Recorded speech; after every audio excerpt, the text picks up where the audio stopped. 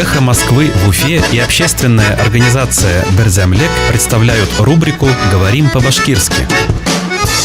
Сыроварня. Сыр кайнату цехы. Открылась сыроварня. Сыр кайнату цехы асылган. Открылась сыроварня. Сыр кайнату цехы асылган. В Хайбулинском районе Башкортостана открылась сыроварня. Башкортостандың Хайбулла районында сыр кайнату цехы асылган. В Хайбулинском районе Башкортостана открылась сыроварня. Башкортостандың Хайбулла районында сыр кайнату цехы асылган. Эхо Москвы в Уфе и общественная организация Берзямлек представляют рубрику «Говорим по-башкирски».